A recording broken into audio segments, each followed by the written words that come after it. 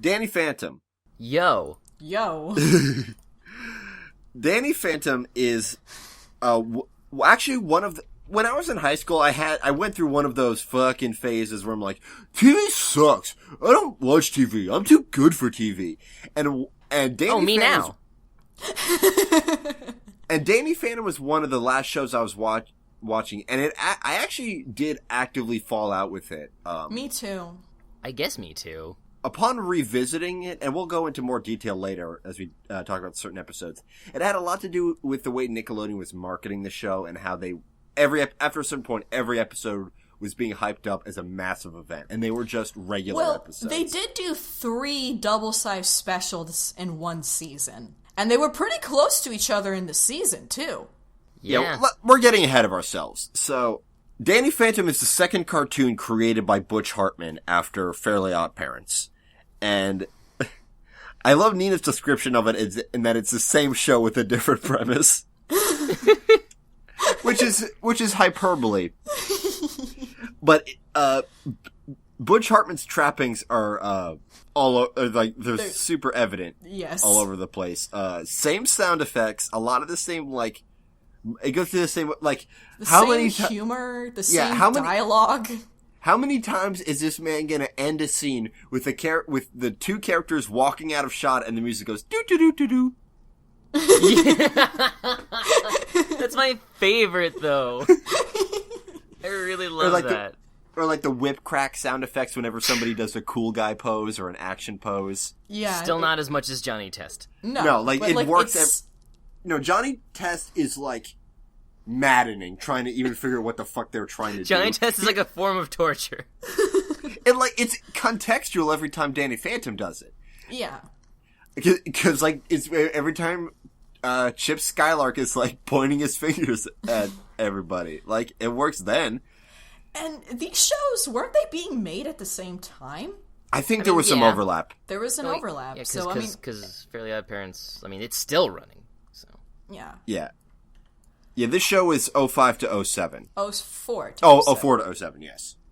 Yeah. A 3-season run of 46 episodes. 53. 53. I don't know what happened. Are you just saying numbers? I did math in a bad way. Anyway, so this... The premise is very different from that of Fairly Odd Parents. Yeah. This is the superhero show. Mm-hmm. And near the end, it kind of becomes... I was at a point where it's is this shonen? Is this American shonen? Ooh, very good question. I wish you posited that to me when I started so I could think about that. Fuck, that is a really good question. Holy shit. Yeah, okay. It's Spider-Man. No, it is Spider-Man. solely because there wasn't a tournament arc. Okay. But it was Spider-Man. It's 100%. Oh, yeah, no, that's the thing. It's literally Spider-Man. There's no difference. It's if you like Spider-Man and you want that again, just watch Danny If you Phantom. want it with more whip crack sound effects and thicker outlines. Blockier style. Do you want Spider-Man to exclusively punch dead people? Yeah. Yeah, so here's the that's a thing. That's premise thing. if you don't know the show. Danny Fenton was just 14 when his parents built a very strange machine. Okay, fuck what I was going to say. We're doing this instead. Danny Phantom has the best, worst cartoon theme song ever. Ever. It has everything you need. It's kind of a rap, but not all the way. Yeah, it's not. It explains the entirety of the show's premise. It's what Strong Bad was talking about. It bludgeons you over the head with the blunt end of the show's premise. It takes the place of the first episode. It's basically the pilot smooshed into 90 seconds. It's not the most egregious example of that. That would be Wild Thornberries, but that wasn't a song. Yeah, that was literally explication. Well, the thing with that is, there's an animatic that you can watch on YouTube of the original concept of the opening theme. And they had this song before they made the rap part. They had the song and the melody composed by Guy Moon, who did the music for the show. And it's basically the same song. Yeah, it's basically the same song, just without the raps, and instead very cheesy, kind of ballady lyrics. I like it about the same, but at least the rap pushes it all the way, like, full force, like, cheese territory. But the reason why they changed it was because executives were like, because there's some continuity here. This was kind of the first... at least it was one of the first instances for me, anyway, of cartoons that were trying to carry a continuity and sort of a serialized plot, other than something, say, like Avatar. Yeah. Or like the DCAU was doing that, too. More so, I would say, with Justice League. Yeah. But we were not watching that at the time. We watched that, like, 3 years ago for the first time. So... Butch Hartman and the execs thought it would probably be better for people tuning in if they could learn the premise of the show in the opening. Because they were going to do a pilot episode where they just showed you all that crap. But then they're like, well, if you don't see that episode, you're going to be very confused. Because the show does have a premise other than, like, I don't know... Well, I mean, it's got a whole, like, Spider-Man origin story. Yeah. But it's not a Spider-Man where everybody already knows it. Exactly. It's a new guy. And, Butch Hartman did the same thing with Fairly Odd Parents. That theme song is essentially, this is what the show is about. Now you know, let's have fun. Like, yeah, Fairly Odd Parents was actually a very similar theme song in a lot of ways, but it's just the musical style was very different. It wasn't a pseudo-rap. It was, like, a show tune? Yeah, it was like a show tune. Yeah. It's very silly, but it's less, I think, inherently mockable because there's no element of hipness to it. Yeah, the show... That's the thing about this show is that it's very much entrenched in the early 2000s. Not to make that... Not that it's a bad thing. It's just a thing. It's true. Like Kim Possible? Like Kim Possible also is very much entrenched in the early 2000s, but Kim Possible is still great, right? Yeah. And this is also still, I would say most of it is great. Most of it's pretty great. And it did a lot of interesting things. And it was pretty different, especially for stuff on Nickelodeon at the time. And other than, again, Avatar. But Avatar doesn't count. Because Avatar is Avatar. Avatar is still in a league of its own. This really was like one of the first examples, because it was sort of like a best of both worlds, because like a lot of it, like... even when they reference older stuff, most of every episode is pretty episodic, with the exception of like the long 2-parter single episode long things. But if you did watch every episode, you could recognize patterns. They were never afraid to break the status quo. Something I always like. That was one of the first cartoon tropes I became aware of because I hated it. Because it's like no one's changing, no one's doing it. It's like, is this some kind of Truman Show horseshit? What the hell? Yeah, and like on this most recent watch, there were some parts where I'm like, oh come on, we're still doing this dance. But to give it credit, a lot of dynamics advanced with relative regularity. I mean, I thought it was much later in the show that Jazz realized. Yeah, me too. Yeah, that was like episode 8 or 9. I thought the entire first season was like the first 2 seasons. Yeah. Like, I guess I must have just watched less and less as it went on, probably because maybe Nickelodeon's always been garbage at scheduling their fucking programs. No, they always have been. Yeah, I'm looking at the... it wasn't that I fell off, I think I lost it. Okay, so what is the show? Find it again. Well, I'm looking at, like, the air dates. Season 1, like, we've been complaining about, like, Gravity Falls and shit, but, like, Season 1 took 16 months to air. It felt that way. Like, when I was a kid watching it, I was like... 14. 14. I'm really bad at math today. Yeah. Jesus, fuck. I remember, because when I was rewatching Season 1, I was like, shit, this was all just Season 1. I remember as a kid, like, these episodes came out so sparingly. Yeah. And that's why I knew them very, very well, because there was only a couple out at any given time, so you just watch them over and over again. But what is the show about? We got a little sidetracked by the glorious theme song, which tells us what the show's about. Okay, so here we got this 14-year-old white boy, Danny Fenton, who his parents, played by Rob Paulson and Cass Soucy, in 2 really good roles by them. Yeah, definitely. Oh, yeah. I mean, it's Cass Lucy playing a mom again, but like there's new elements to that. Definitely. And man, Rob Paulson's just great. Oh my god.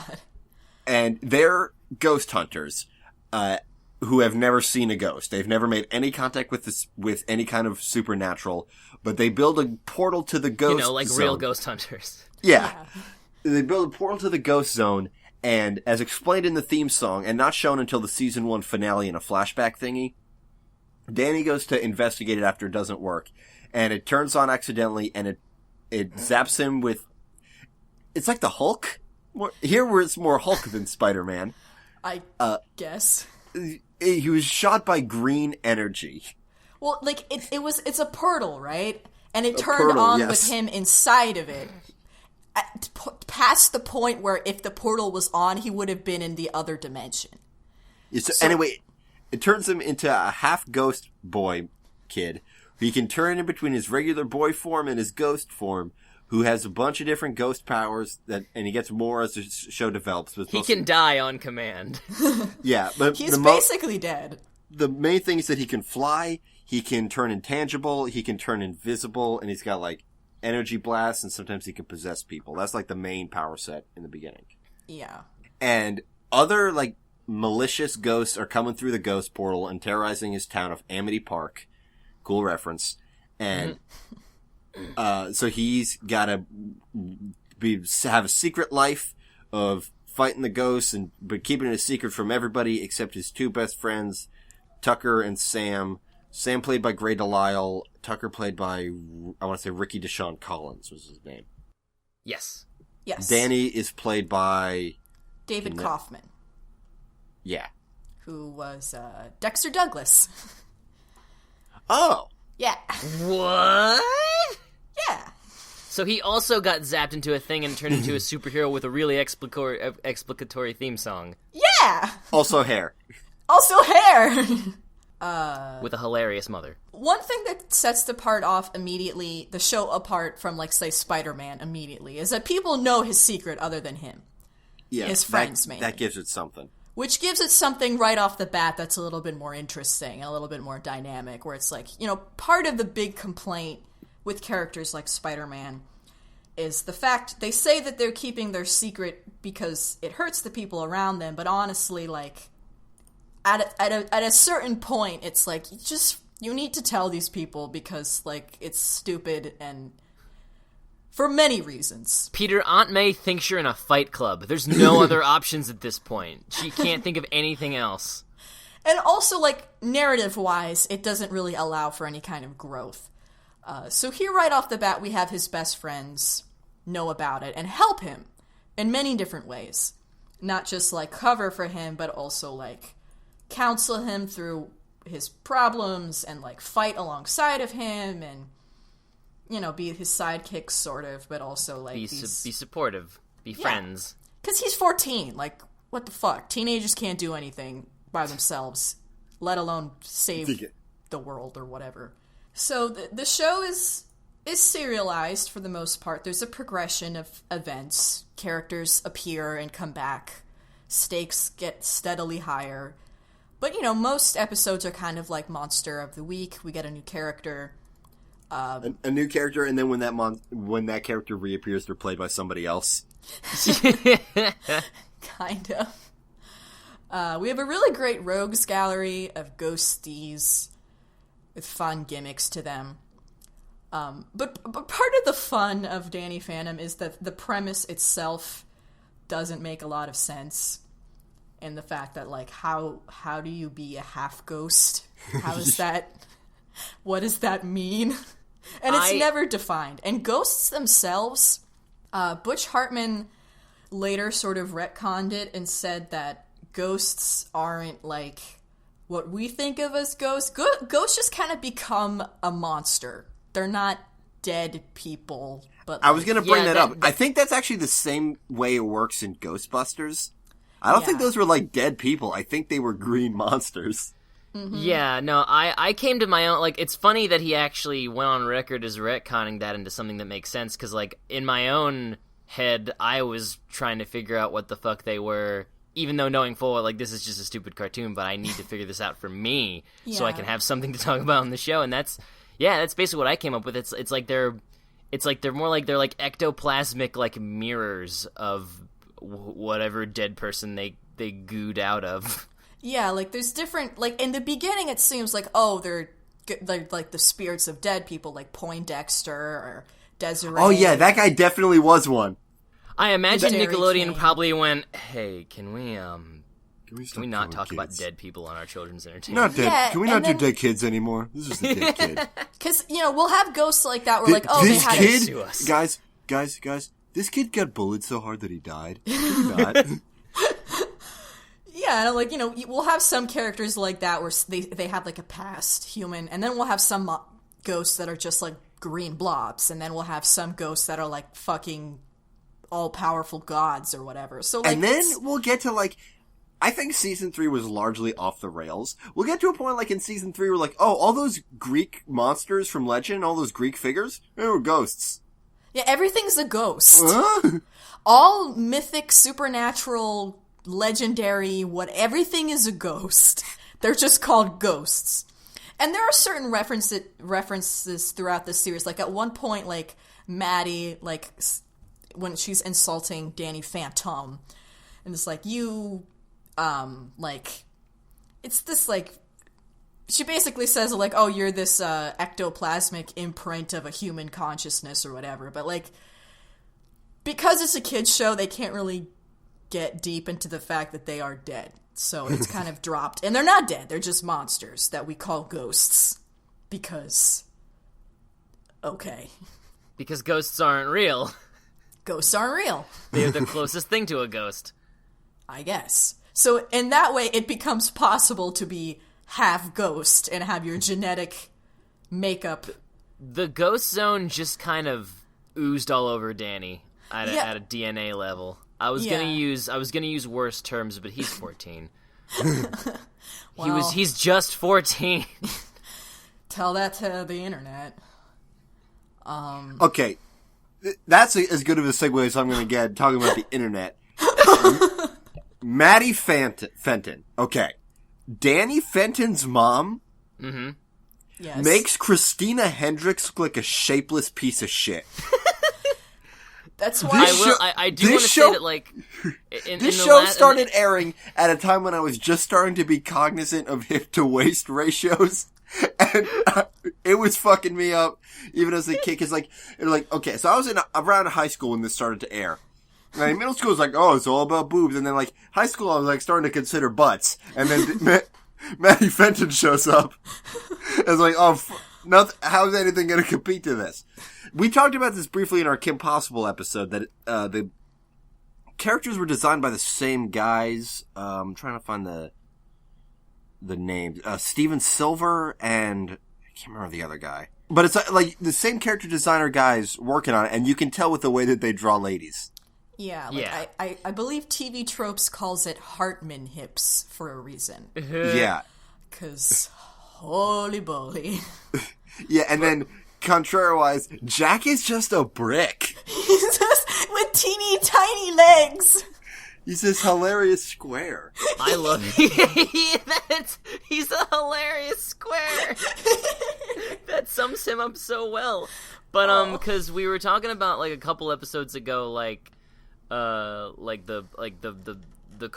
cartoon characters that like awakened us in like sexually. Yeah. Watching this made me remember it was basically Maddie Fenton. Yeah. Yeah. Oh, man. Maddie Fenton, I bet, turned a lot of kids into ass men. Yeah, well, those thighs and like... Are we all just sweating about this drawing right now? No, We're the no. worst. I mean, for me, I was like, oh, but it's a mom. All Therefore, there's not sexual. Because I was a terrible child, and I don't know. And Tooch, you said something recently about Danny. Oh, I just meant because, like, I was too going into high school, so I was, like, 14, 15. If I was as queer as back then as I was now, I would absolutely I would have absolutely been into Danny, even though he's just an unforgivable straight boy.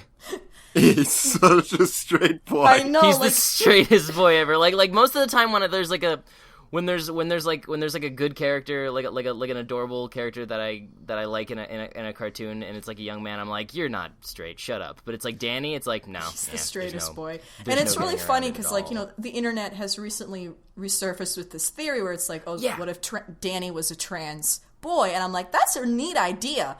But have you watched Danny Phantom recently? Because the things he says and does not, like, match up with this narrative of him being a trans boy. Because he's really sexist and shitty. And I can't imagine a trans boy dealing with all the shit that a trans boy has to deal with would be that shitty about girls. Like, his DNA was already... I'm surprised he had any room for the ghost ectoplasm, because it was already oozing with privilege. Yeah, like, he does not... I mean, yeah, he's kind of effeminate and he gets picked on, but, like... That was one of the things that, like, going back to watch the show now, living in 2015, I was like, oh... Yeah, I don't like this kind of. And this I was feel like the Tumblr does that a typical lot. writing, but I don't really like that at all.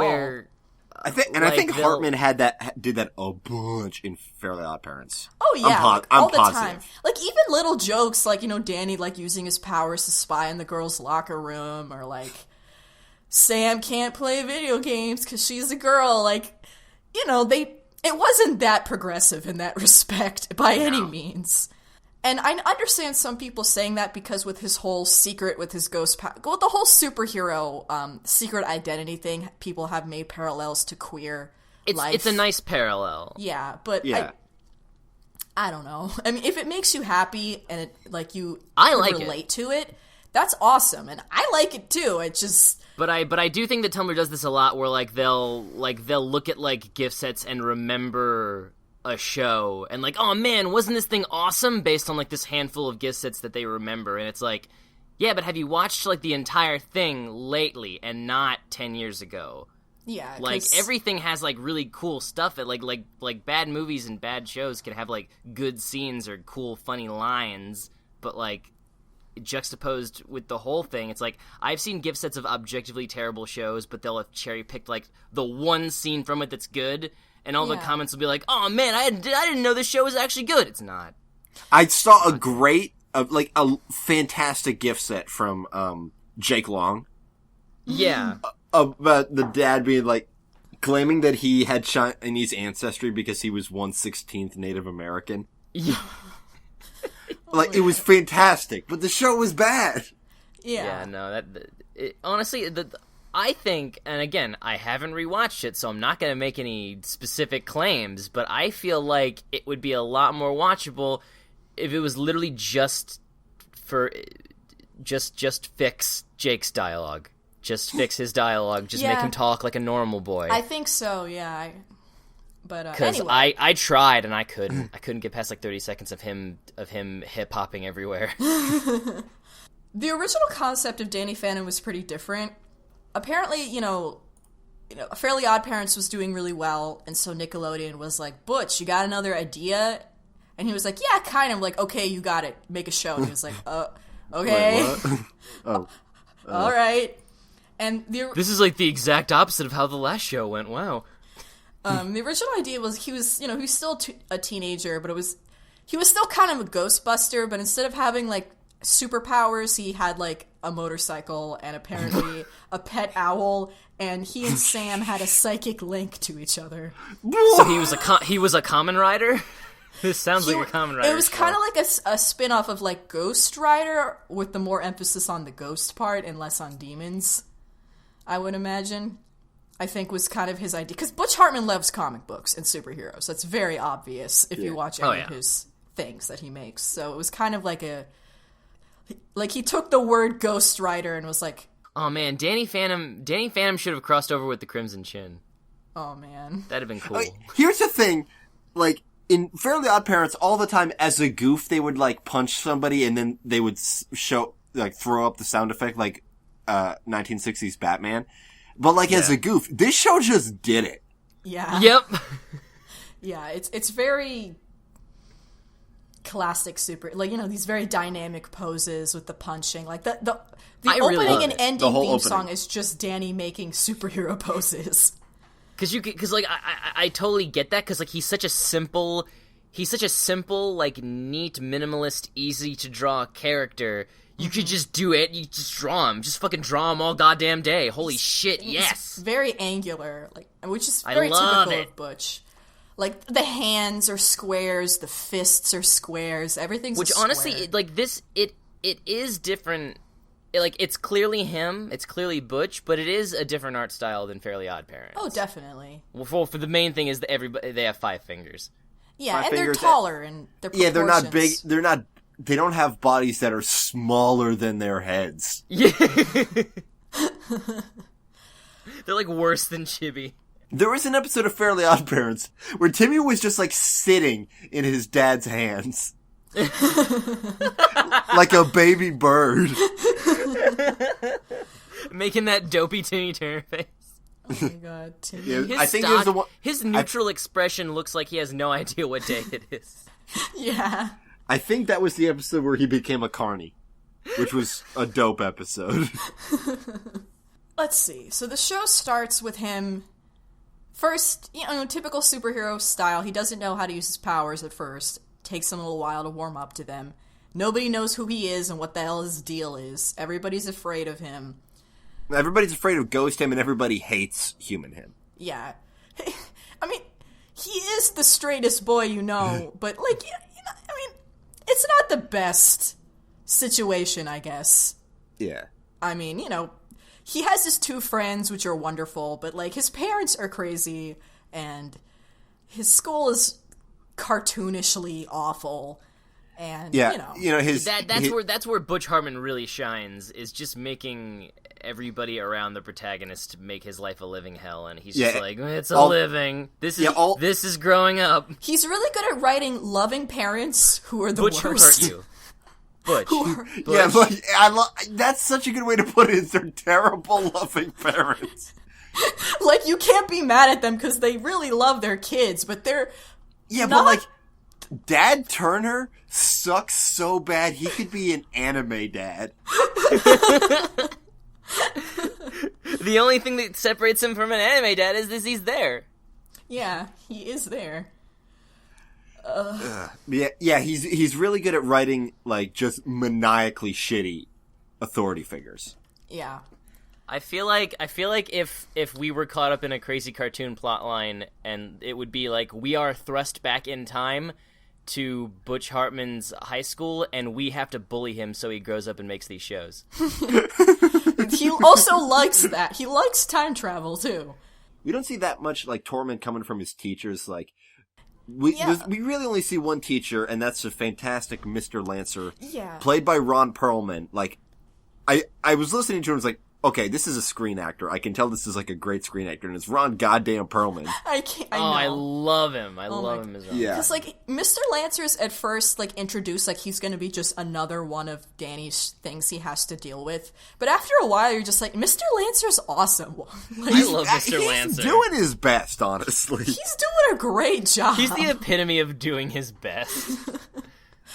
And even as a kid, my favorite recurring bit was always his exclamations as book titles. His books. I'm like, Fast Food Nation! Yeah, that was a good one. The Sisterhood of the Traveling Pants! Or Call of the Wild when he had to shit. It's the best.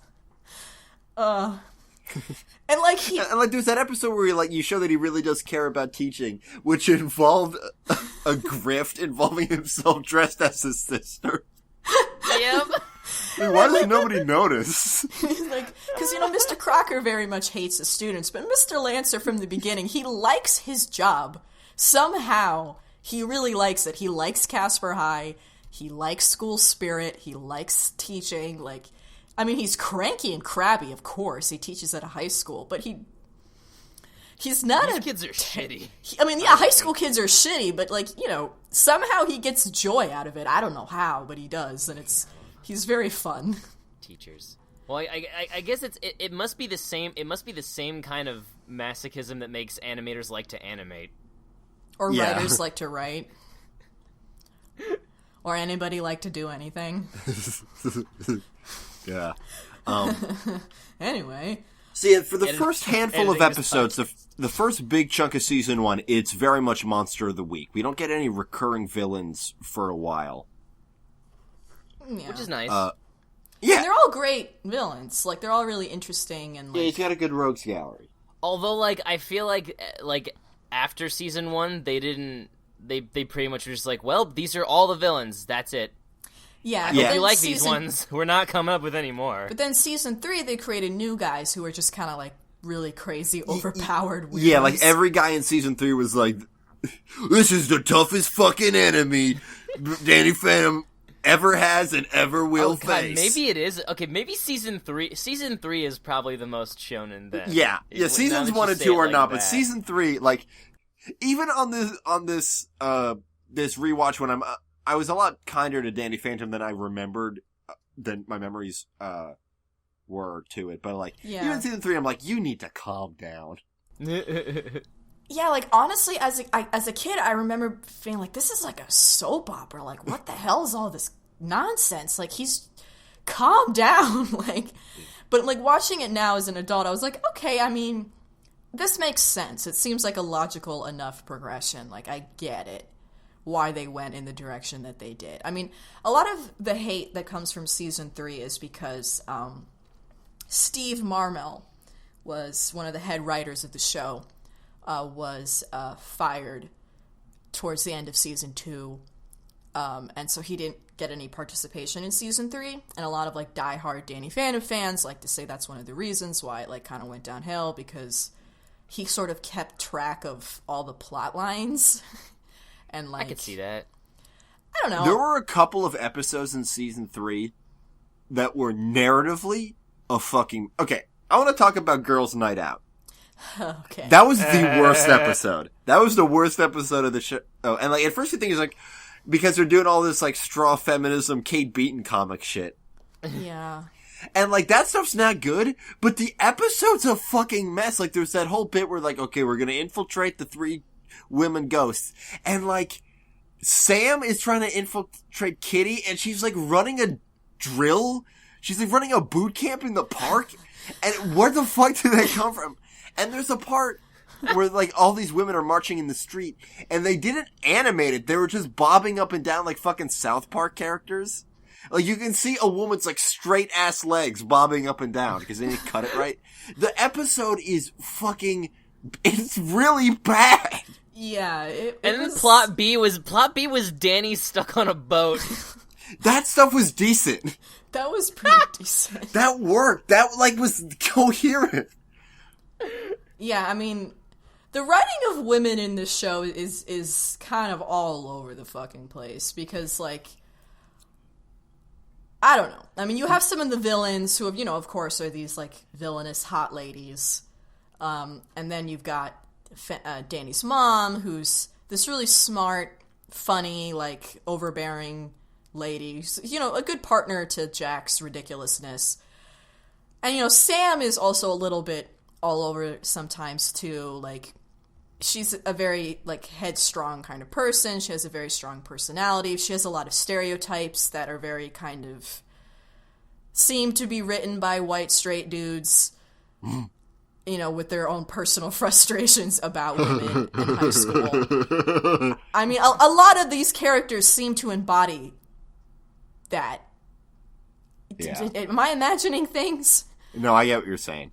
Yeah, no. Yeah, totally. And, like, sometimes, and it's like, they have characters. Like, Sam has a character, very much so, but sometimes it's like, and I think the show's guilty of this overall, like, sometimes they kind of lose track of what they're doing with their character in certain episodes, and it's just kind of like, what are you doing? There are a couple of episodes where Danny himself is disproportionately a complete asshole. Yeah, and it makes no sense, like, whatsoever. Like, yeah, he's kind of a shitty... Like, it's weird. Like, most of the time, yeah, he's a 14-year-old boy, and he's very much... That's, like, the best way to describe him. He's a white, straight, 14-year-old boy in every sense of the term. But it doesn't necessarily mean he's shitty. But sometimes they most make of the him times really he's not- shitty. Yeah, sometimes he's extremely shitty. And it's The why is he Fright so Before Christmas comes to mind. Yeah, that was like the biggest one. But Will Arnett as the Ghost Rider. that was weird. That was, that wasn't, Danny, if he didn't No, I want mean, to weird like Christmas, casting. he didn't have to like Christmas. I was just like, why does... I guess because like his reasons seem flawed to me. Like, Danny, your parents are shitty and crazy all year round. This isn't different. I don't know. Weird thing to focus on. Yeah. Yeah, like there are episodes where like kind of out of nowhere he's like being a cocky jerk ass, and it's like he wasn't doing this before. Yeah, and I'm like, sometimes I kind of lost track of what his character was supposed to be. Like, I know he's a teenager, and there's a lot of like hubris and learning lessons. Like they even talk about in one episode where Danny was explaining how ghost hunting works to Jazz, where it's like, okay, first we fight a monster, we have some clever quips, he kicks our butt, we find it again, we kick its butt, and then we learn a lesson about friendship or whatever. Like, that's one thing I want to bring up about like the way women are written in this show. You mentioned on Twitter that you thought Ghost Hunter Jazz was really cute. I think she was cute to an extent, but they wrote her really dumb. Yeah, anytime she was doing ghost hunting stuff, she suddenly became like the dumbest person in the room. yeah. And it's like it's one thing. It's like The cute part for me wasn't the dumb, it was like how exuberant she was. yeah, no, like And she her like super wants little to help. victories. If they would have pulled it back a bit and like she's like over enthusiastic, like I can understand her like getting in the way and shit, but the fact that she was like not listening to anything anybody said ever. Well, that's like what half of the problems with all the episodes was basically characters not listening to each other for dumb reasons. I just felt that the writing in those was really incongruous. But like my favorite Jazz episode was the second one with Youngblood. Yeah, Oh yeah, That episode was really good. was that the one where he was a cowboy? yeah. The yeah. one where everyone thought Danny was crazy because no one else could see Youngblood. Yeah. Do you know who played Youngblood? Yes. Dooch, do you know? Let me look that. Taylor goddamn Lautner. What? The big werewolf boy. Remember when he was a child actor in Shark Boy and Lava Girl? Remember? Oh no! Oh no, I remember. How could this happen? I was so careful. Like the day you remember Shark Boy and Lava Girl is the day you need to I've always remembered it. You can't forget it. I never saw it, thankfully, but I remember it existing and went, why? I can't fight my instincts! The worst part of that movie was, as is Everything? with a lot of movies, George Lopez. Okay, I'm looking at Taylor Lautner's early TV roles. He also had a voice in Duck Dodgers, but it was like a one-off character, so he's just credited as terrible, obnoxious boy. The best part about that is that it needed two adjectives. He couldn't just be obnoxious boy. There was another character in that episode called Obnoxious Boy, and then Lautner played a kid who was worse. Oh my god. Man. Oh boy. Alright, let's refocus. I don't know, Jazz was never shitty, I guess. That's why I liked her. Even if she was being kind of dumb, it was like, I fuck always it. liked Jazz. And even when she was being dumb, Because I'm she could have been Vicky. Yeah. She could have I been was Vicky. like, I would put money, if I had never seen this show before, I would have like put down money that like, oh, she's the Vicky because it's Butch Hartman. A redhead teenager? It's Vicky. oh, a older Well, just girl like figure he that's... only like half of his characters, like, I don't know, just because like it's he loves to shit on his characters, so it's like, oh, that's she's the smart like older sister who's all with it, like she's probably gonna be all snobby and look down on him, but no, she loves him more than anybody. Yeah, I did it's love so in that. cute. It was like the first or second episode where she called him a poor, neglected wretch. Yeah. with to her his obsession face. with psychology and like trying She to was writing a thesis in high school. Fucking nerd. Fucking nerd. That's why I love her, because she's such, like, she's such a non-compromising nerd. Like, that's just who she is. Yeah, she's voiced by Kalina Shaughnessy, who I only know from one other role, which is Gina Sage in Tales of Symphonia. Oh! She was also Sora in the Digimon dub. Oh! Digimon. I like her. I like her too. I don't. And she played. She voices the dub of a very freaking important character in the recent Mobile Suit Gundam: The Origin prequel movies that are coming out. She's Artesia / Sayla. It's a whole double identity thing. Extremely important character. That surprised me. Oh, and she's Ino in Naruto. To go complete opposite direction. Oh wow. Nina. Huh? Okay. In this show, the media, before he comes out as Danny Phantom, the media dubs Danny Phantom Invisible, and that is presented as the worst possible name for a ghost boy. And then 8 years later, Monster High just did that. He's not a ghost. He's just an invisible boy. He's David Spade's son. Yeah, Invisibility. And here's the thing about this Monster High character. Originally, it was a goof. It was like an April Fool's thing. It was an April Fool's goof. It was of an empty box. That's amazing. It was pretty funny. And then they just made it... He's fading out in the actual doll? Yeah. Yeah. I just love that, Monster High is so shameless with its puns, it'll just go there. Yeah, it's pretty great. I love it. Yeah. I admire it. I admired the exact same way I admire this show's theme song. It's the unflinching audacity of it. Yeah. For an invisible kid, he dresses better than me. He's really cute. I mean, that's Monster High. Yeah. So let's see, what do we got? I mean, geez, we've got Tucker, who's Danny's token best friend. He's also a tech geek. He's the comic relief. He kind of gets the least in the way of character development. Which on the bright side keeps him congruous. It keeps him consistent. Yeah, he still stays the same guy. Every once in a while, he gets kind of pissed off because Danny is kind of shitty, and he's like, "Stop being a shitty friend and making me feel bad." And then some ghost possesses him, and then they apologize. And Danny's just like, "Why?" Danny's like, "What did I do? I didn't do anything." It's like, yeah, I never do anything. Yeah, that's the point, dipstick. You don't do anything. We talk about Jazz. Jack is the best. One of Rob Paulson's best roles, which is, you can't give him a superlative because he's done so many great roles, but yeah, goddamn. He also does, Rob Paulson also does a really good, Gilbert Gottfried impression in Technus. Yes. It's weird that he's the box ghost. Yeah. It's weird that they just didn't get Gottfried again, because they got him for Fairly Odd Parents. I know, it's kind of weird. Well, actually, in later episodes, that was Hartman impersonating Gottfried for really? Dr. Evil Dentist. What was his name? I don't The son's name was Wendell. Oh, yeah, I don't remember.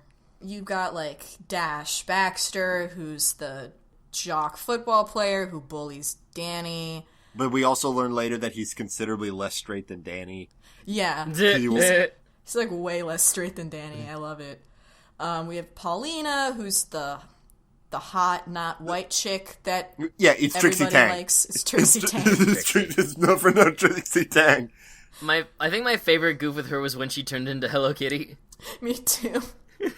What was it, Sayonara Pussycat? Yeah. I like her voice. I like her voice too. She's played by Maria Canals Berrera.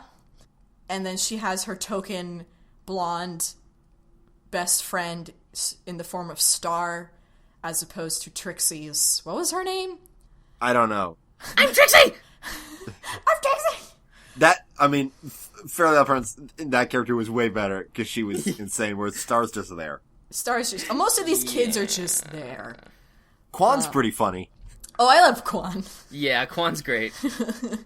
That's basically everybody. That's pretty much everybody other than, like, villains and ghost peeps. Yeah. See, it's great rogues gallery. Oh, and Valerie. Oh, yeah, Valerie. Oh, no, we gotta talk about Valerie. Because that's Cree Summer. I feel bad. I legitimately feel bad for forgetting her, because she's a really... I really like Because you know what else forgot Valerie? Season 3.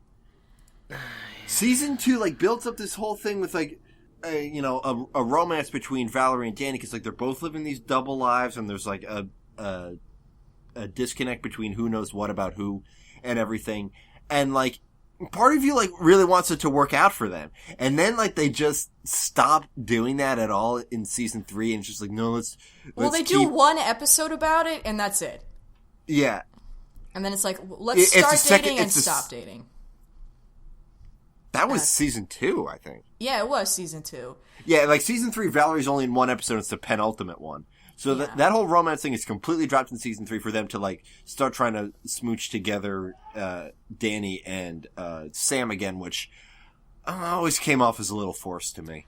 Yeah, even when I was a kid, I was just kind of like, I get it. Really? Like... I mean, but back then we didn't have, like, a whole lot of, like, complex relationships in cartoons, so it was less, like, groany and more like, I accept this as the status quo. What else is gonna happen? Yeah. Like, oh, what? They're actually getting... No. This is a early Audie's children's cartoon. Yeah, they're gonna smooch in the last episode. Duh. Yeah, we're not gonna get the insane complexity of Finn and Flame Princess. Yeah, are you kidding me? Yeah. I mean, at least, like... The human race didn't deserve that. I mean, Katara and Aang had an excuse because they were trying to save the goddamn world. But Valerie's great. She's a ghost hunter. Danny and this dog, who is actually really sad, because in the beginning of the episode, Valerie's, like, security tech dad talks about how they got rid of the dogs as part of the security system, and then this ghost dog appears, and he's just looking for his toy, which is in the tech lab, which implies he used to be a dog guard and died, and was replaced by machines. And that's why he was angry. In his toy. But anyway, Danny and this dog fuck up Valerie's life. And she goes from being rich to being not rich. And losing all her popularity and whatever. And so Vlad sends her some ghost hunting equipment. And she becomes very gung-ho about just killing all the ghosts. But in a very different way than Danny's parents. Competently. Yeah, pretty competently. Most of all. Most of the time. Most people in the show aren't competent, let's be fair. That's fucking Hartman. Yeah. Nobody knows what they're doing. Like, in that episode of Fairly Odd Parents, that movie where, like, they go through all the TV channels and do all the TV parodies, and, like, they do The Simpsons, it's like, what's wrong with adult Timmy played by Alec Baldwin? Why is he fucking up? It's like, it's this channel, it makes all the adults stupid. That's his show already! Yeah. That definitely was Alec Baldwin. Oh, God. Oh, yeah. Oh, God. Let's never do Fairly Odd Parents, so I don't have to relive that knowing it's Alec Baldwin. Okay. So where do we want to go from here? Do we want to talk about the epic... Let's talk a bit about Vlad first and then do that. Yeah, well, I feel like Vlad is a good piece of framework because he's behind every important thing. Yeah. Yeah. Almost. Because I remember as a kid whenever Vlad came into the picture, I was like, oh shit, things are gonna go down. Vlad's like serious business. Yeah. He really did feel like an arch nemesis in the beginning, like an actual threatening bad dude. And the whole, like, parallel thing with him also being a half-ghost was interesting. They use him a lot more sparingly in the first half of the show. By the second half, he's just their wacky fucking neighbor. He pulls like a Lex Luthor and becomes the mayor.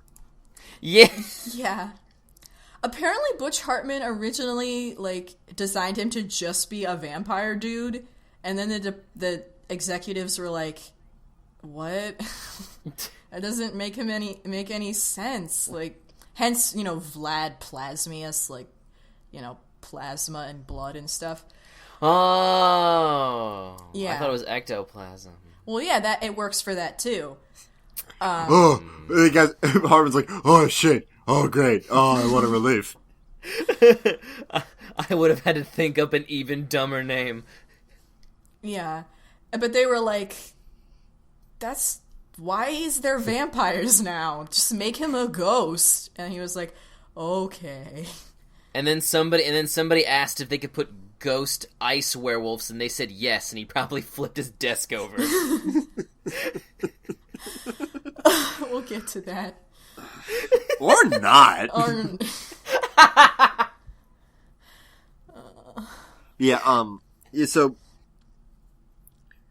So he, they were doing a bit of like an interesting parallel with him in the early bit where it's like, you're gonna become me, Danny. This is the ultimate progression of what's gonna happen. I see you becoming more like me every day. And it's like, no, I'll never be like you. I hate the Packers. Yeah. He was, designed to be like a negative image. I mean, color-wise and everything, with the hair and the glowing circle thing, whatever the transformation sequence light is called. I don't know what it's called. And like everything was designed specifically to like be the opposite of Danny. Yeah. And it works. Overall, it works. Yeah, I really like him as a concept, and I really like his best stuff is some of the best stuff in the show. Definitely, like both when he's being funny and when he's being evil. Like he can be hilarious. He's hilarious. His death is the funniest thing in the show. At the end? Yeah, where he just suddenly dies. He just eats shit. Oh, yeah. He gets hit by an anti-ghost meteor in space and presumably dies instantly. Oh, man. Oh, jeez. But, like, the way that he talks, he's got this very sinister thing about him. He's very, like, sarcastic and spiteful and passive-aggressive and, Like, I remember as a kid the line about the chess, about treating the kids as pawns and stuff really stood out to me as a kid. I was like, oh man, this guy's just fucking playing with everybody. And he's hilarious, like, especially with his quips about Jack and how much he hates him. Like, the Rainstorm, the first special they did, where they have the ecto suit or whatever, and Maddie's like, yeah. Vlad, help me get these pants off Jack. Oh, that's all you. Yeah. Or I think my favorite because Vlad's like the absolute like shittiest thing about Vlad, and yet the most relatable is that he's hilariously attracted to Danny's mom. Yeah. Yeah. And like my favorite goof with that is like, again, like really creepy but used for some of the best bits, is like he makes a computer AI that's just his mom. Yeah. And it's super fucked up, but then like the lab is breaking down or whatever, and it's all crashing around him, and like the last thing he sees is like, it's like, oh, also, I no longer love you, I love the Jack program. Vladdy! Because the fact that Jack was so in love with Vlad just made it work. Because Maddie didn't like him, nobody really liked him, but Jack Nobody liked him. loves him. He voted for him without hypnosis. He's played by Martin Mull, who was Colonel Mustard in Clue. And probably some other stuff. Like the movie? Yeah. Oh, cool. But yeah, he introduces stakes, I guess.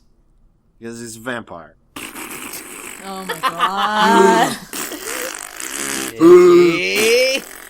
He introduces like grander, like evil schemes. It's not just some ghost gets out and he's like, they're causing a ruckus and Danny has to like break it up, basically. Yeah, like now that I think about it, literally every time he shows up, he's after some MacGuffin that in like 3 episodes is gonna ruin everything.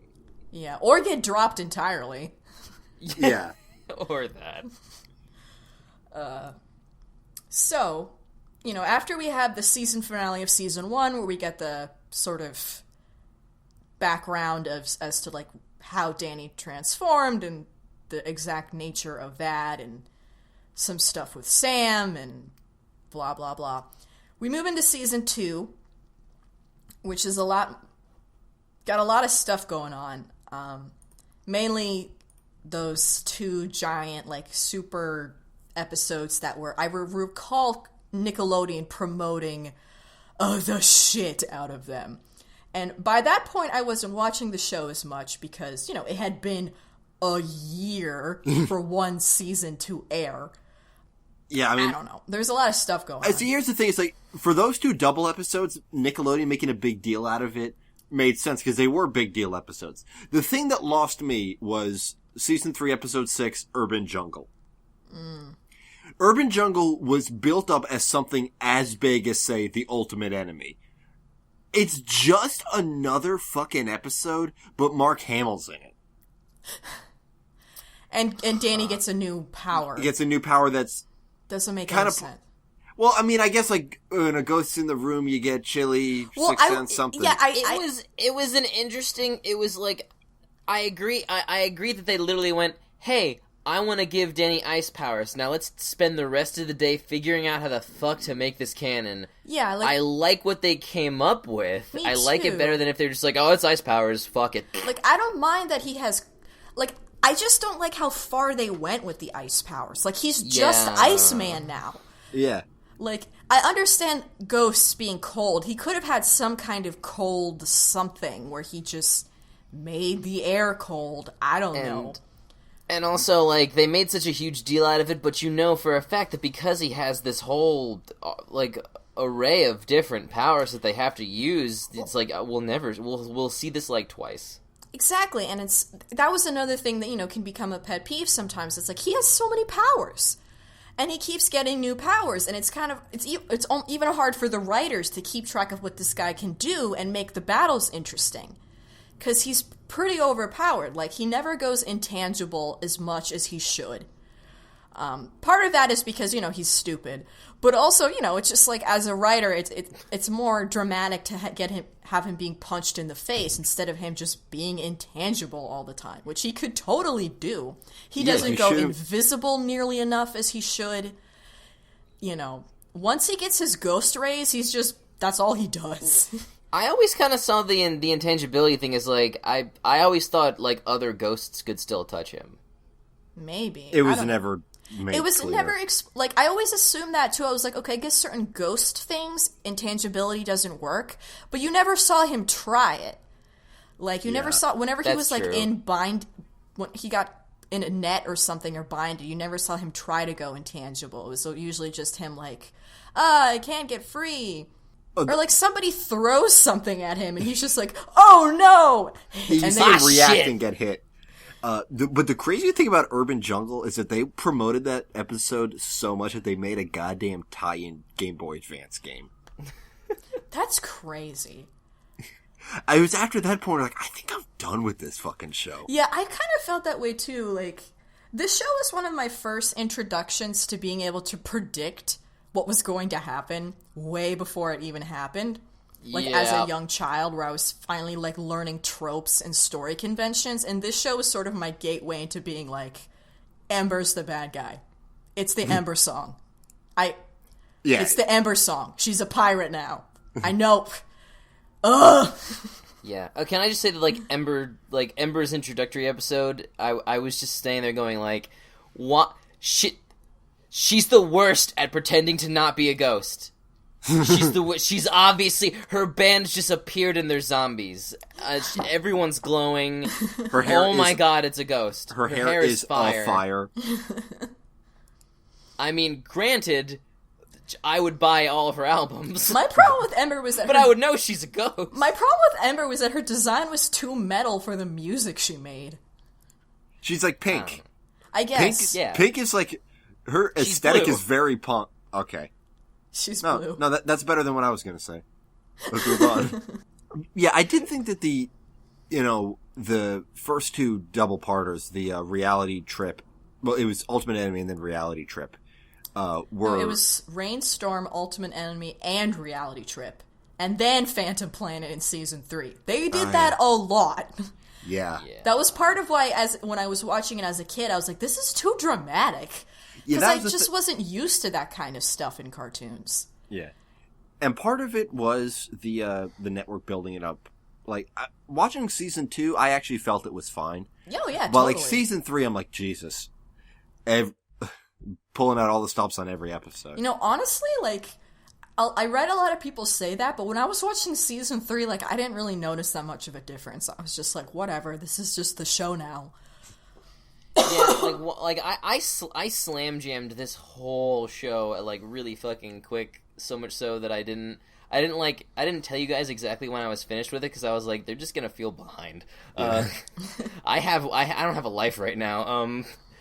But so it wasn't until you guys had caught up and started like, I guess, complaining that I was like, oh yeah, I guess season 3 was kind of fucking shaky. I didn't notice. Yeah, I didn't notice it at first either, and then the more I thought about it, and the more I read people talk about it, and the more, like, I actually looked at what happened in season 3, I was like, yeah, it was kind of weird.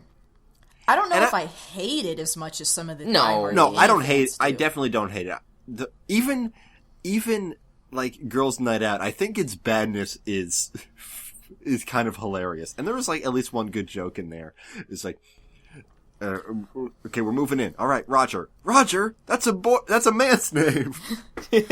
Or like, that's very Kate Beatonstraw feminist. Or like Vortex, like, yeah, he was kind of an overpowered enemy, but I love how hammy the actor was. He's constantly gasping for air. Yeah, I thought that was hilarious. It was so shameless.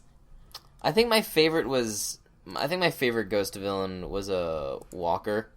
Oh yeah, the ghost jailman. He's crazy. Because it was so weird. It's like he's living in this chaos land of dead people, and he's like the one guy who wants law and order, and nobody else cares. Dude, you don't have any higher ups. Like, the mayor's not gonna have your ass. Like, who are you doing this for? You just have a jail.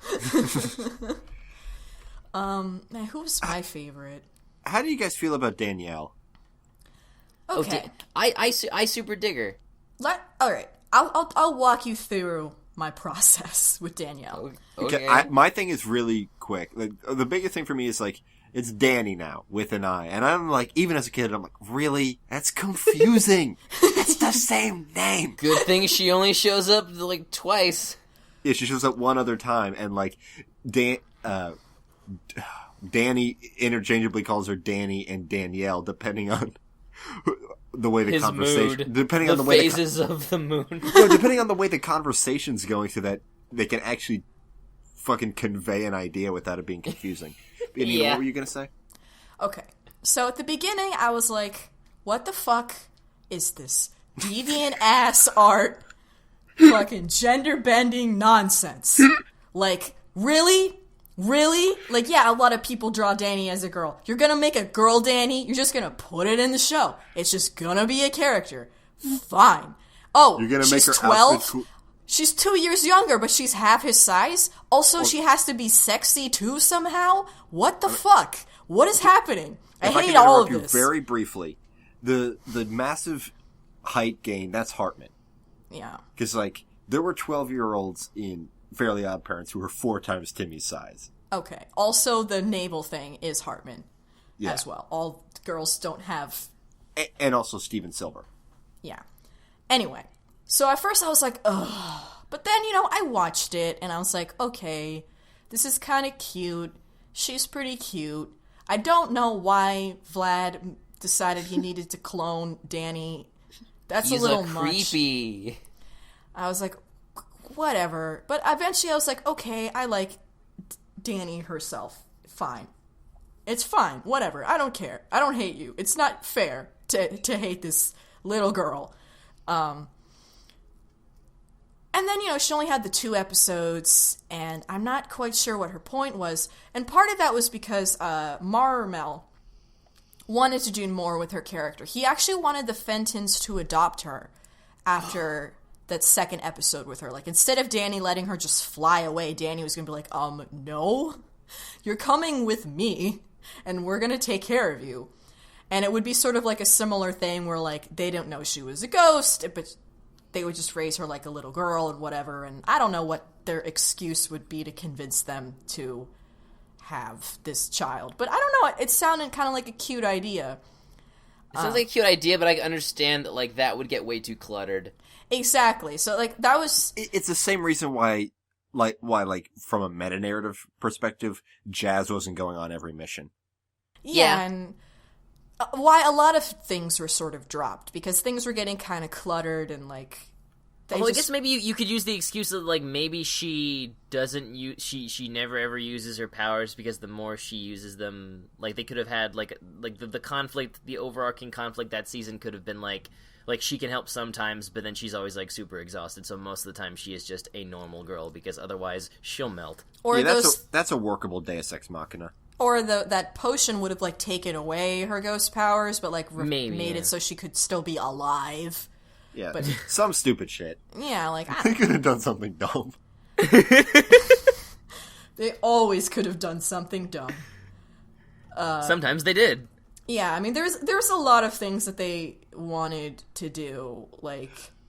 We've been very critical of this show. I want to be clear that we like it. Yes, and I feel like that's why we're so critical. Like, most of the time, like we were... I feel like we're less critical of stuff we don't like as much. I mean, like, we'll complain about it and say why we don't like it, but we never go really as deep, I feel. Well, the thing is that this show is very good. I think it could have been fantastic. Exactly. Like, there were so many things that were so good and so fun and so interesting and so different, and I laughed a lot, and I thought it was so cool, and I don't know. I love the show. And it's also just one of those universes that's really easy to rip apart, just like for fun. Like Star Trek. Or, like, my favorite is Harry Potter. Oh, yeah. I can eviscerate Harry Potter. Here's my favorite thing about Harry Potter. Okay, so the Weasleys have, like, 100 kids, because they're supposed to be Irish. But are they Catholic? I don't think that they're Catholic. Do Irish wizards still have hang-ups about birth control? It doesn't work. Everything in Harry Potter falls apart under the slightest bit of scrutiny. Yeah, and it's super fun. It's fun. And you're like, well, and the point is that's not what makes it fun. It's a fantasy. It's fun. It's silly. And Danny Phantom from the beginning was always very aware that it was pretty silly, too. Yeah. I think part of what I had a problem with when I was a kid first watching it and, like, not really familiar with more dramatic storytelling in my cartoons was just, like, the show started taking itself very, very, very seriously. And I guess as a kid, I couldn't really discern the difference between, like, this sort of ironic seriousness and, like, actually the show is becoming a soap opera. And I think maybe the show had some trouble differentiating those two as well. Like, I know... It did definitely start taking itself more seriously. Yeah, and, like, I know they were trying to mock that most of the time. They were playing with superhero tropes and conventions and ultimately trying to have fun with it and mock it and just, like, have a fun story with cool actions and characters and stuff. But at one point, they sort of... Because, the natural progression of a superhero is things have to get crazy. Our hero must be challenged by ultimate enemies and so forth. It was sort of hard for them to bounce between, like, we're just having fun and, like, no, everything is very serious. And, like, part of that is also because, they're teenagers and there's a lot of angst. And, yeah, looking back, a lot of that was marketing. Nickelodeon was like flipping shit every time a new episode came out. Yeah. And, now I'm glad I got to rewatch it and realize that wasn't really the case as much as I thought it was. I like this show a lot better than I remembered. Yeah, which is wonderful to me. Like, I'm really glad to have had that experience of, like, rewatching something and be like, oh no, this was actually way better than I thought it was. Just watching it as it is without any of the surrounding nonsense. It's like, yeah, this is super fun and an interesting premise and, like... You know what's going to be great doing that in 10 years? Steven. Oh my god. Oh, absolutely. But yeah, I feel like a lot of the hangups, like a lot of the ways this show could have been better, are mostly due to it being a product of its era. Like the stuff that we would want from it, we won't see until 2010. Exactly. Like, it couldn't push it as far as we would have liked to have pushed it. And honestly, I don't know if it wanted to push it as far as we think it should have pushed it.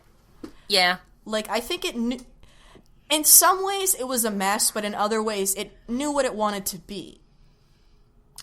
It would be interesting, because, like, you could easily do this, and I'm surprised they haven't already, or there's been no stirrings. It's like, where's the fucking nostalgia-baiting comic book series? Yeah. Where is it? Hey, Nickelodeon, where are you at on that? ultimately, I think 3 seasons was plenty for this show. I think so. It was starting to run. I It was think starting to run low on ideas. Yeah, like think I'm that like I there's- would never ask for a 4th season, especially No. the way the 3rd season ended with like wrapping everything up as best as they could, like ending it. Like it's over. Yeah, I think the 3rd But- season could have been longer. Like there was a couple things that like never came back. Like Dark Danny never became a thing again, even Or though it was Pariah hinted. Heap. You know, he never became a thing again. The whole alliance that Plasmius made with the Fright Night. Fright Night. Fright Night. Like, Voiced that by Michael never Dorn. came to fruition. You know, Valerie finding out about Vlad being a dirty, stinking liar. There That was a penultimate episode. There was no resolution to that whatsoever. Yeah, there was a couple. I think the season could have used a couple more episodes to just kind of, like, finish off some of these ideas and maybe do more things. Because it's not like they had nothing to work with. They just decided to do an entire episode about the box ghost and Pandora, who wasn't a god. She was just a lady. I mean, box ghost is hilarious, and I love him and stuff. But, like, I don't know. They had some things they could have worked with, but they didn't. And just kind of hoped that everyone forgot about it. So like, Now, would you want but the that's why comics to take place before or after the finale? Because, like, there's part of me I would that's say like... after. I would say after because it's a new status quo and there's new things to do. Yeah, it's like... And, see, in 2007, by the time, like, the main hero's secret's revealed, everybody knows, by 2007 standards, that means the show's over. Now, things are different. Definitely. Like, from my perspective, I'm like, just fucking tell them. It's like, in season 2, like, in the alternate timeline, he tells them, and they're cool with it, but he's like, I gotta keep it a secret. That was part of my problem with the Like, why? the series finale was like, okay. That was the same scene. It was the same thing. And I was like, okay, I understand why he didn't want the whole world to know at the end of the one with Freak Show. Yeah. Because the show, it like actively made it seem like, no, this is very bad for his life, for the entire world to know about him. He can't fucking live. Like, it's impossible. But his parents was He'll fine. die of too much pussy. Well, not just, well, wasn't that, it was like overwhelming. Like, he couldn't go anywhere, he couldn't do anything, like, you know, it wasn't so much just like his parents, but it was just like globally speaking. He was a beetle. Yeah, globally speaking, it wasn't feasible. It just wouldn't work.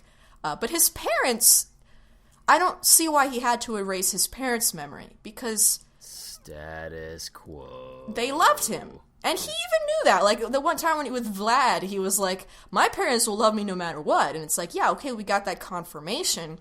And they could help him. And, like, yeah, it could be embarrassing, I guess. Maybe that's literally why. Yeah, he was like I need, like, they're gonna be worse than Jazz. Yeah, I guess so. Yeah. And, like, Jack would accidentally fuck it up. Yeah, that's true. So maybe I understand that, but like, so I didn't mind. But what I minded is they did it again for the season finale and the series finale, and I was like, we already did this. Danny already went through this shit. Like, oh, everybody knows my secret identity. The reveal. It's like, Are they gonna? Yeah, and even in the finale, he's like, are they gonna accept me? Where he knows they do. Like, I understand, like. In the finale, it was them kind of going through the motions, because, like, well, obviously, like, if we end the show and nobody knows, that's kind of dumb. But, like, they just... I kind of understand the hole they wrote themselves into, because, like, it was hard for them to do anything interesting with it, because, like, what else was there going to be to do? Exactly. And then, you know, they did this, like, big global thing where, like, now Danny's, like, this... The degree of global mobilization was... one of those, like, season 3 things where it's like, wait, back the fuck up. Where did this come from? Also, Tucker becoming the mayor is that's some Digimon Adventure finale shit. Yeah. There was no pre-established notion that he had any interest in politics. And then at the end, he's suddenly the mayor. Like, what the fuck? And he's funding fucking Gabumon's trip to Mars. And he gave, like, Danny gets a statue. Danny, you have to. Oh, he fuck, doesn't get a statue. He gets a statue in every major city in the world. He's the only dead guy that gets to see his statue. I hope he's fucking happy. The scale is very weird to me because it's like, yes, it's the finale. You have to do something big, save the world. But like, also, it's like Danny only ever made a presence for himself in Amity Park. Like, how would the rest of the world know anything about this guy? Or anything else, really?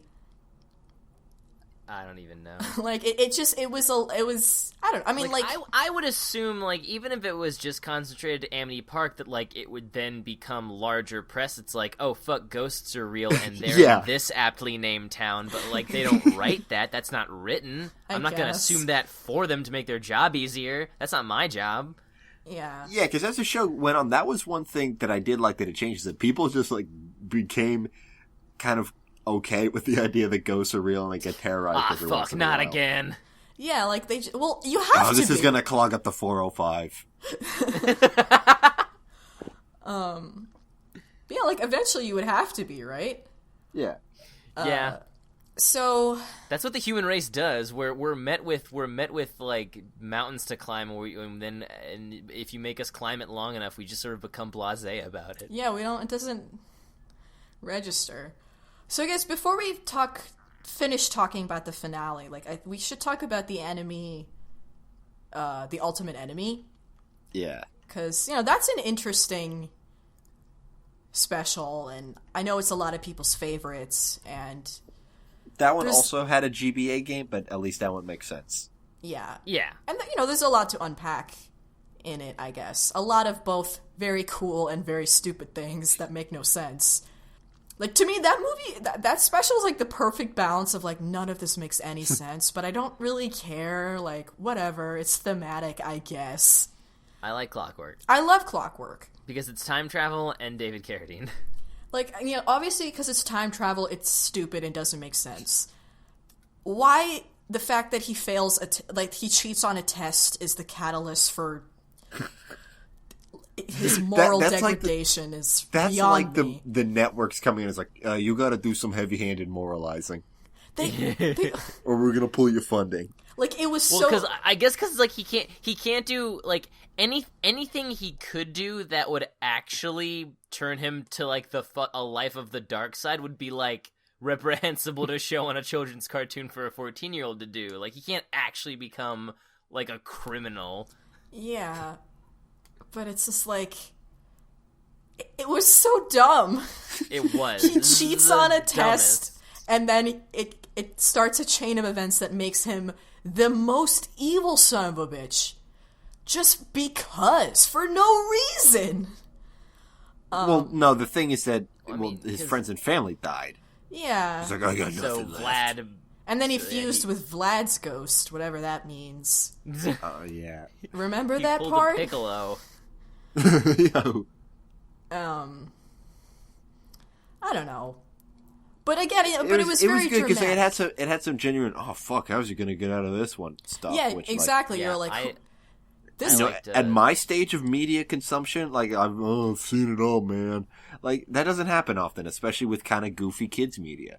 Like, that was one of my favorite parts of Samurai Jack, where I thought he was actually gonna get killed by Aku. And like, it's like, because even you lose yourself in the moment because like he's not going to get killed by Aku. There's more episodes. Yeah, but you're like, but how? There's more Roman numerals I don't know how to read yet. Yeah, and you're like, you keep seeing this kid get like abused left and right, and like you see this like really awesome like bad dude who, despite being really cool, is like the worst. And you're like, oh, with a great voice. Who played his Martin voice? Mull. Mark. Oh, no. Fuck. Eric Roberts. Eric Roberts. I don't know who that is. I looked him up and I didn't. He's a brother of Julia Roberts. And I don't recognize any of this stuff on it. No, I really liked his voice though. It was perfect. It was a wonderful performance. Yeah, I really like. I like everything about. I guess Dan Phantom. Dark Danny, Dan Phantom, whatever the fuck. I like Dan Phantom because it's dumb. It's all dumb, but that's why we love it. I mean, yeah, he had a great design. He was formidable. It was fun. It was a fun, crazy, kooky adventure.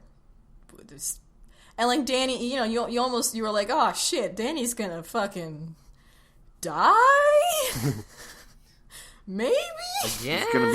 He's gonna become a double half ghost. How does that work? Yeah, what if that would be interesting. Die? That would be interesting. Is like what if he just like gets like a bus falls on him, like he doesn't get hit, like something like, and then it's like, oh no, I'm fine, I'm already dead. Yeah, like, okay, ghosts can reproduce. We saw this with Box Lunch. And apparently they can die too, because the cafeteria lady wasn't there. So the assumption is that Dan Phantom killed the cafeteria lady.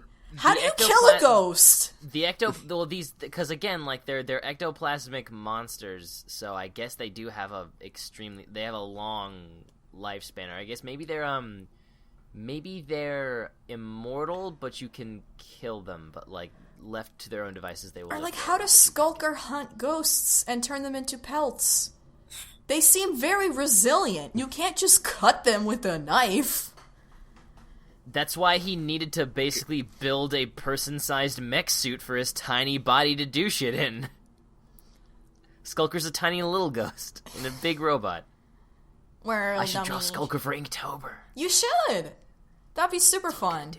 He's a really fun design. I love his design. I like Skulker. Anything else, or should we move on? We've been talking for a while. Yeah, I'll just wrap it up. And then the finale, Sam. The Sam Danny stuff. It's like, honestly, like when they were like they have some legitimately they had some legitimate moments where I felt they were really cute and stupid. I actually really that's for how the thing predictable it was. That's the thing about it. Like I have just as many moments where I like it and moments where I don't, which is why I'm like conflicted, because I do think they're really cute, and I do like their cute 14-year-old relationship, but there are I just the way that it was handled sometimes was a little bit too much, I guess.